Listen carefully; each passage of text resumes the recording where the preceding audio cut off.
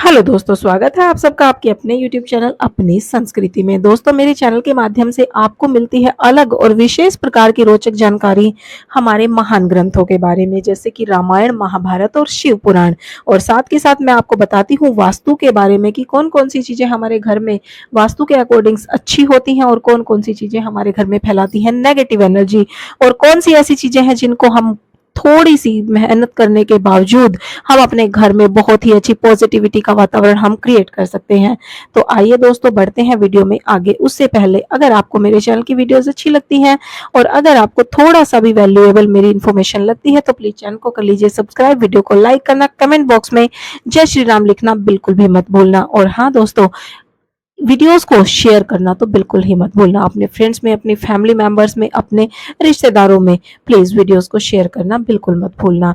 तो दोस्तों, आज हम जानने वाले हैं लक्ष्मण और उनकी पत्नी उर्मिला की विशेष बातें। उनके कितने बच्चे थे, कितने उनके पुत्र थे, और लक्ष्मण की पत्नी की कुछ ऐसी बातें जो हमने शायद ही कभी सुनी होगी। तो आइए दोस्तों, शुरू करते हैं आज की ये विशेष जानकारी। वाल्मीकि रामायण के मुख्य पात्र वैसे तो भगवान श्री राम और माता सीता है, ये बात हम सभी जानते हैं, लेकिन श्री राम के अनुज लक्ष्मण की पत्नी उर्मिला को भी भुलाया नहीं जा सकता। वह माता सीता की छोटी बहन थी। उनकी माता का नाम सुनैना और पिता का नाम जनक था। अब मैं बताती हूँ कि लक्ष्मण और उर्मिला के कितने बेटे थे। लक्ष्मण और उर्मिला के दो पुत्र थे जिनका नाम था अंगद और धूमकेतु। तो आइए जानते हैं कुछ और विशेष जानकारी। ऐसे ही आगे बढ़ते हुए हमें पता चलेगा कि रामायण के अनुसार जब लक्ष्मण जी उर्मिला को छोड़कर श्री राम और सीता के साथ 14 वर्ष के वनवास पर जाने वाले थे, तब उर्मिला ने भी उनके साथ जाने की इच्छा जताई थी।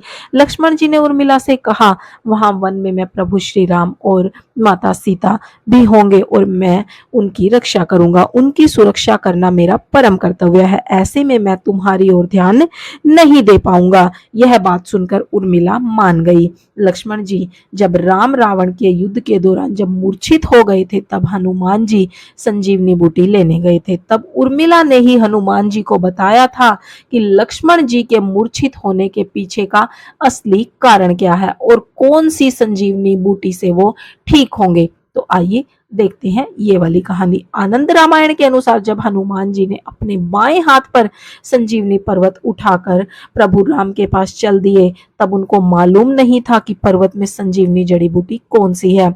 हनुमान जी जब अयोध्या के निकट से जा रहे थे, तभी उन्होंने अयोध्या में श्री राम के परिवार के दर्शन करना उचित समझा। अर्धरात्रि का समय था। अब तक उन्होंने सभी के दर्शन किए, लेकिन लक्ष्मण जी की पत्नी माता उर्मिला के दर्शन उन्होंने नहीं किए थे। दरअसल उर्मिला जी विशिष्ट साधना में मग्न थी।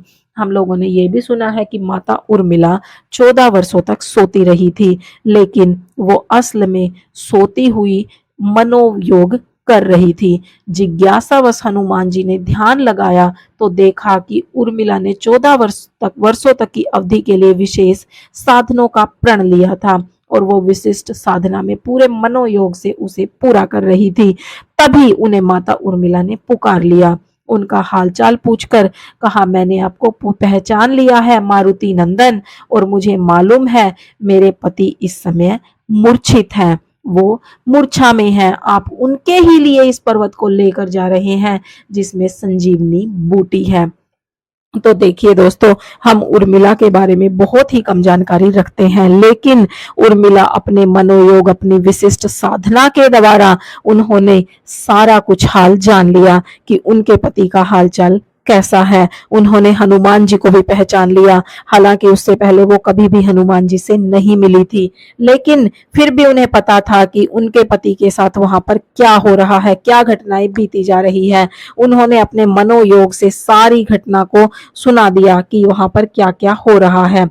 तभी उन्होंने बताया, जिस बात को सुनकर आपको आश्चर्य होगा, तभी उर्मिला ने बताया कि मेरे पति लक्ष्मण जी ने सबरी के झूठे बेरों का अपमान किया था।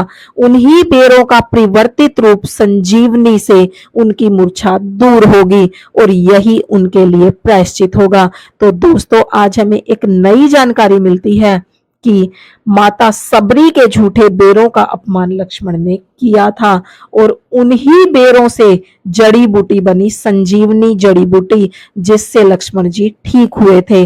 और उसी की वजह से, वही पाप की वजह से कि उन्होंने माता सबरी के झूठे बेरों का अपमान जाने अनजाने में कैसे कर दिया, और उसी की वजह से उनको मूर्छा आई थी। तो दोस्तों, हमें अपने इतिहास में, हमें अपने रामायण में, महाभारत में ऐसी ऐसी जानकारियां देखने को मिलती हैं जो हमने शायद ही कभी सुनी होगी और जो हमारे जीवन के लिए बहुत ही ज्यादा प्रेरणादायक हैं। हमें इनके बारे में विशेष ज्ञान रखना चाहिए।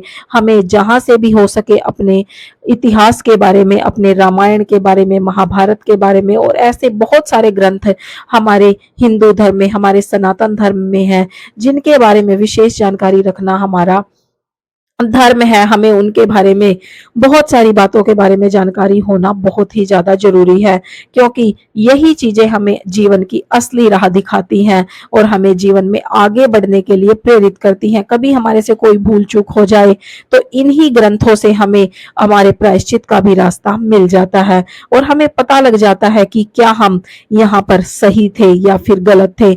बहुत बार ऐसा होता है कि हमें लगता है कि जो कार्य हम कर रहे हैं, जिस रास्ते पर हम अग्रसर हो रहे हैं, वो रास्ता बिल्कुल सही है, लेकिन क्या वो रास्ता दरअसल वास्तव में सही है या फिर उसमें कुछ कमियां हैं। इस टाइप की जानकारी भी हमें हमारे ग्रंथों को पढ़ने से आ जाती है। तो हमें हमारे ग्रंथों को जरूर पढ़ना चाहिए और उनसे ऐसी ऐसी जानकारियां हमें हासिल करनी चाहिए जो हमारे जीवन में बहुत ही ज्यादा वैल्यू ऐड करती है।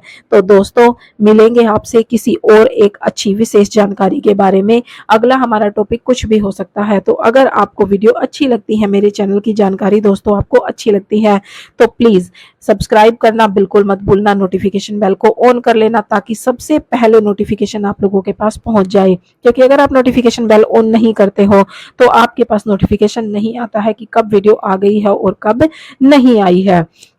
तो दोस्तों, कमेंट बॉक्स में जय श्री राम, जय हनुमान जी लिखना बिल्कुल भी मत भूलना। तो मिलते हैं ऐसी ही अच्छी एक और नई जानकारी के बारे में, कुछ नया लेके, जिसके बारे में शायद ही आपको पता होगा।